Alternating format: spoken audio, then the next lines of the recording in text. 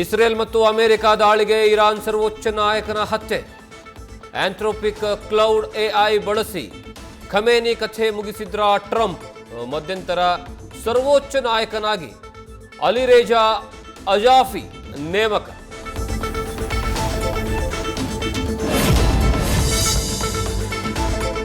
ಖಮೇನಿಯ ಹತ್ಯೆ ಬೆನ್ನಲ್ಲೇ ಇರಾನ್ನಿಂದ ಪ್ರತಿಕಾರದ ದಾಳಿ. ಪಶ್ಚಿಮ ಜೆರುಸಲೆಂನ ಬೀಟ್ ಶೆಮೇಶ್ ನಗರದ ಮೇಲೆ ಕ್ಷಿಪಣಿ ದಾಳಿ. ಕಟ್ಟಡಗಳು ನೆಲಸಮ, 9 ಮಂದಿ ಸಾವನ್ನಪ್ಪಿರುವ ಮಾಹಿತಿ.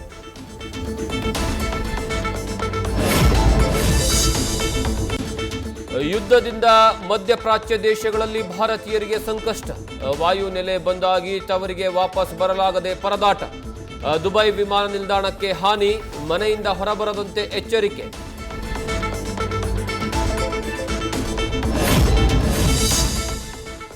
ಪ್ರವಾಸಕ್ಕೆಂದು ತೆರಳಿದ ಹಲವು ಕನ್ನಡಿಗರು ಗಲ್ಫ್ ರಾಷ್ಟ್ರಗಳಲ್ಲಿ ಲಾಕ್.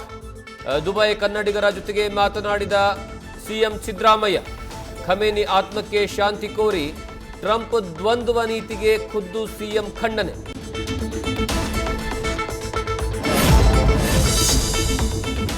ಇರಾನ್ ಸರ್ವೋಚ್ಚ ನಾಯಕನ ಹತ್ಯೆಗೆ ಪರ ವಿರೋಧದ ಪ್ರತಿಭಟನೆ.